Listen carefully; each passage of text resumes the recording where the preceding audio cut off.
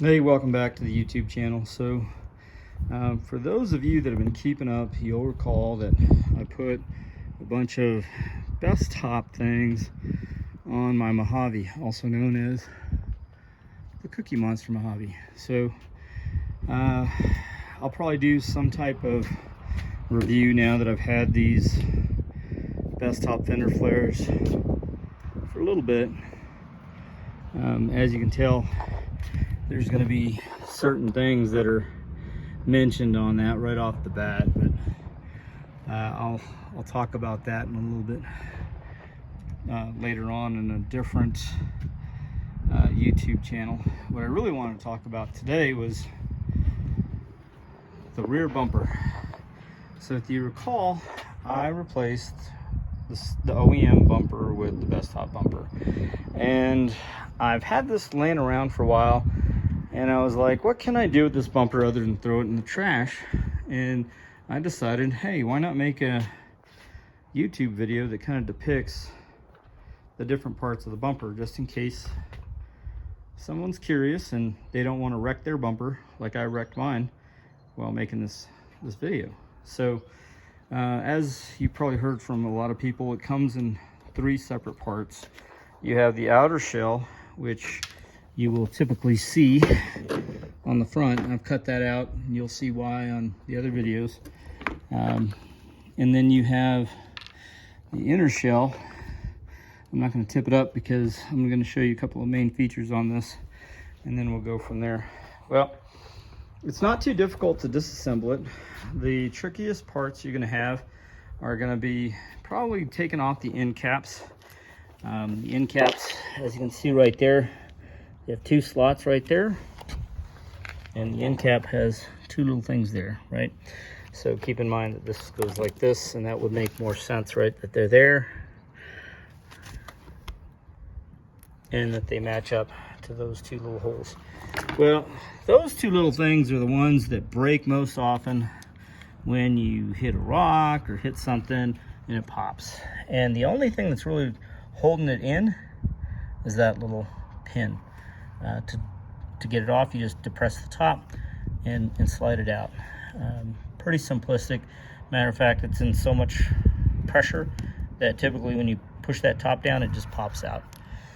Now, disassembling this was not the funnest thing in the world, but it's doable without breaking stuff. I'm going to show you the side that I did break stuff and why. Those side mounts I broke off because I didn't really care at the time, and I was removing it to put on the best top bumper. What you'll see is some small clips that are right here, and unfortunately these little small clips, when you're finagling this thing and trying to move it around, it's not that easy to see them from underneath. And a matter of fact, I ripped a couple of them off the top. I think that's when I was doing the best top thing, and I just got tired of it and pulled it off. But what you'll see is right up here at the, sorry, I know that people don't like to be showing things upside down. You'll see these little top pieces right here where the holes. Well, these little things, these little knobs, will connect here, here, here, here, and here. So these are, once again, just depress and pull, and that's all you would do at the top of these. You just press them down and then slightly pull it back. Take your time, and what you should see is something that looks a little bit more like this side, where I took my time, depressed them slowly, started pulling them apart, and now, as you can see, all of the top ones are still there. One's missing right there, but 2 of the other ones, and then the bottom. You'll have 2 more right there, and then it detaches, and then you have that outer shell. That outer shell, I think Mopar's wanting like $300 or $400, so be careful. Don't break it if you can avoid it. If you do break it, as you can tell, it's pretty easy to put back on. You're just depressing those tabs in, and it slides right in and pops into place. Now, here are your support brackets, which kind of give you some reinforcement on the corners and on the sides, because as we know, these are just plastic bumpers.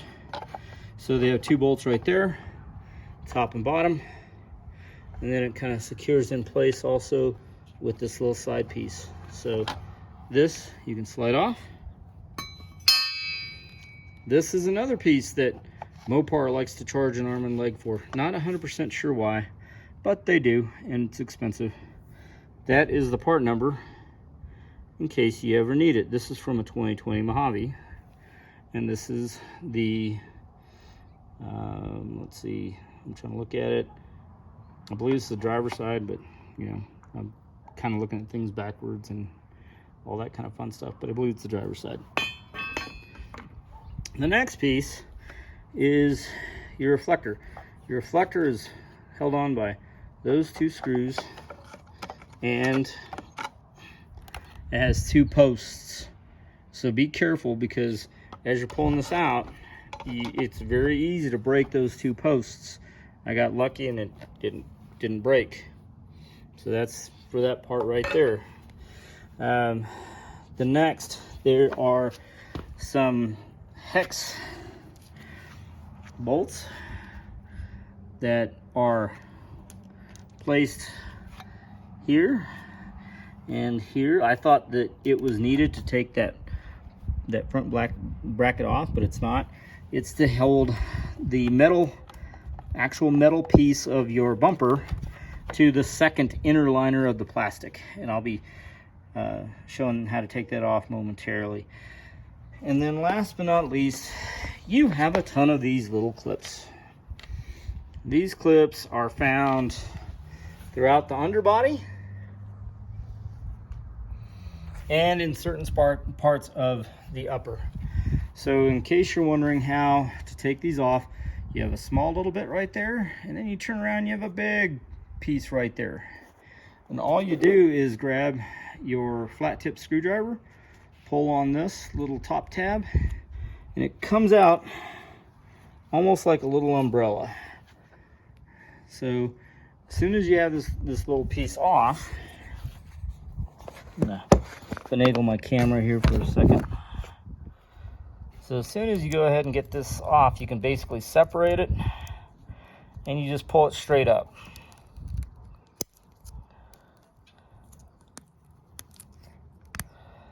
And then you can see that it has a really unique little top and bottom. And the very top, it looks like a key. And so all you do is put them back into place. Slides back in, and you have your clip again. And then you pinch these 2, and it just slides right out. Real easy. Now the next part of this is going to require me to start taking apart or undoing those hex bolts. Once I get those hex bolts off, I've already got the bottom off. As soon as I get the top off, it'll slide. Bolts, not hex bolts. And I'll be able to remove this metal bracket and this metal bracket.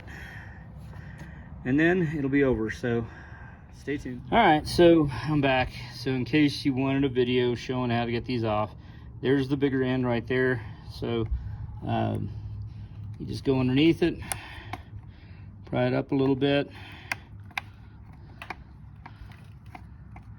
And of course, it wants to be a little bit of a pain because I guess it's camera shy. Let me see if I can switch this over.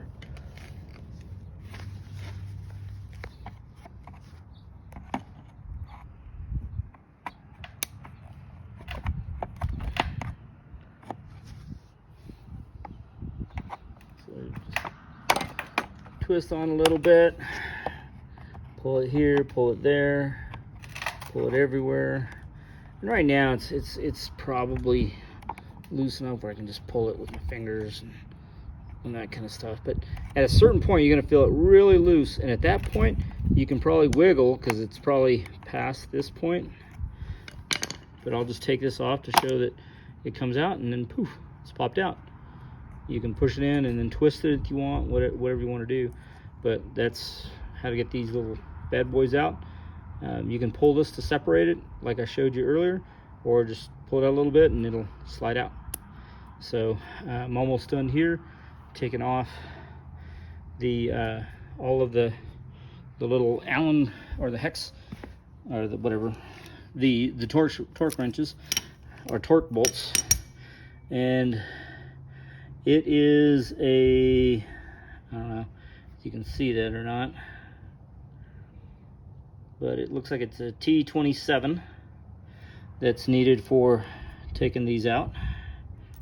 And there's just quite a bit of them, so I've got them off now. I just need to go ahead and get the remainder pieces of those on here, and then I should be able to slide this metal section off and separate the three sides. Stay tuned. All right, so the last two nuts that you're gonna, or the Torx nuts that you're gonna have, or bolts are gonna be these. They are a T40.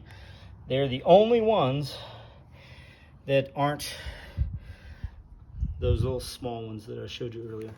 All right, so it turns out there's two more hidden ones, and you can't get this metal piece off unless you get them.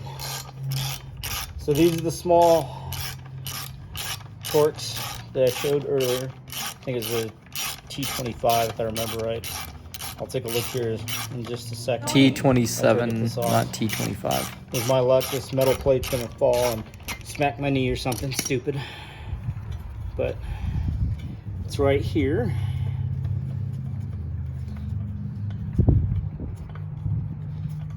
Put that with the rest of them. And then this is the only metal that you have from Mopar. The rest of it is pure plastic, made in Canada. And I'll turn this, yeah, you can see some of the part number here, and maybe that's a part number. I'll turn it around. My lovely wife is once again being the videographer on it, but there's a part number in case you need it. Hopefully you can read that. Yeah, it looks like it's like 638-55489AA. And this one is coming from passenger side, but that's the end of it. And in case you had forgotten, it is a T27 according to what's labeled, and a T40 for the big ones. So once you have that off, that's it. You have some plastic little shell slits that you can insert and pop in and pop off. If you look right here, you can see that they're once again something you have to press in. You can use a big flat tip screwdriver or something to press it and pop it down, because they come in from the opposite side.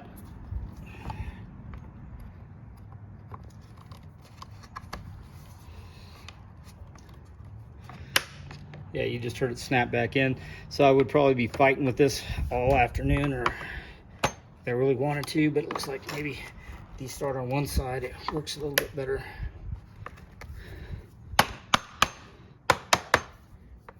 Once again, try not to break them if you need them. I don't need them because I already have another bumper, so I don't care if it breaks. I'm just doing this so that in case you need it, there it is. And then you can start pulling this and get the third shell, which Mopar wants to charge you again for. So they'll charge you for this piece, they'll charge you for this piece, they'll charge you for this piece, they'll charge you for these three separate pieces, or these two separate pieces which go on the corner, and then of course your shell. So I'll pause the video for now, and I'll do the individual part numbers here in a minute. All right, so now you have, how do you get this little piece, the fog bezel, off? Well, you have to push this in, and then it slides out. So as you can see, that little piece is attached to the bumper. So you have to push it in, in the way because it hooks in to that little ledge right there, and that's what you're trying to get off. So hopefully this helps you so that you don't break it, so that Mopar can charge you another piece or more money for whatever piece. And once you get it off, it's pretty good. And oops, there's the that's funny, it says sport, so I guess they use the same one for all of them, but that's it. All right, here's the final segment. So I have completely disassembled the rear bumper on my Gladiator Mojave, but at the end of the day, it looks like the bumpers are all the same, and I'll show you why here in a second. But you saw how I did the clips, you saw how I dismantled those, you saw the Torx wrenches that are needed for that, you saw me disassemble those two, and then of course there's the reflector. So in case you're wondering about parts, there's the part number for the right reflector lens. Here's the part for the right housing for the bezel. There is the part for the inner assembly, I guess you would call it. Don't know why they have two SKUs, but I'll show you that one just in case you need it. But as you can see, it says sports for the fascia. So regardless of Rubicon, Mojave, or what have you, it's all sports parts. This is that inner bracket for that housing. There's the part number. And let's see. Once again, it looks like all of this stuff is made in Canada. That's interesting, since they keep bragging that everything's American made, but it looks like all this is from Canada. There's the inner liner for the corner piece that goes in there. Here's the metal, and once again there's the part number for the metal side.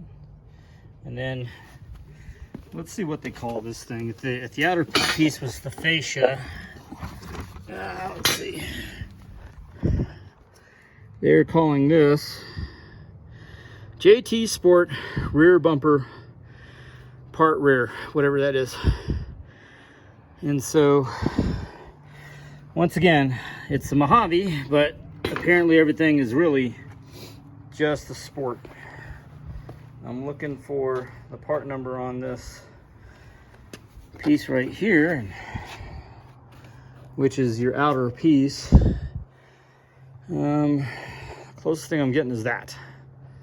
So I don't see, maybe, hey, look at there. This part's made in the USA. So there's the part for that, in case you need it. And now we'll go through on the left-hand side.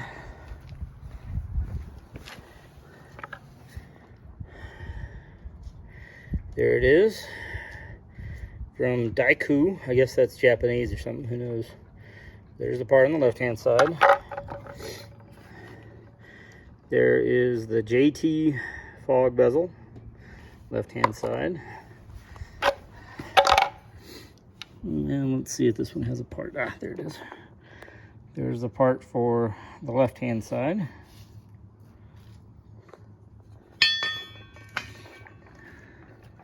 Taking a look to see if there's really a part number for this, and it doesn't look like it, so it's probably part of that upper assembly on the inside right there.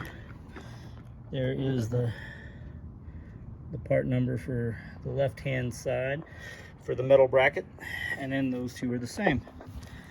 Hope you enjoyed the video. If you need any of these parts, send me a message. Maybe we can work something out. Have a good one. All right, I didn't want somebody to say, well, you forgot the light bezels. So I have these two little light bezels. Here's RH, there's the part number. And then here's the inner portion of it. That's the part number for RH. These are made in USA, so that's kind of cool. They just slip in. They just have a release little lever right there. You pull it back and it slides in. there's the tow hooks that'll go in through that little part, and the part numbers for the left hand side.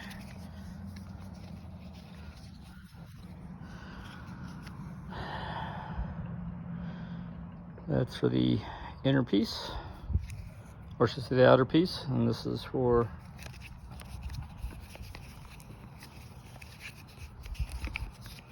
the inner. And there's your part list in case you really just want to make it as OEM as possible. That's it. Then there's a bunch of nuts and bolts, but you know, I'm not going to count those. You can figure that out. Hope you enjoyed the video.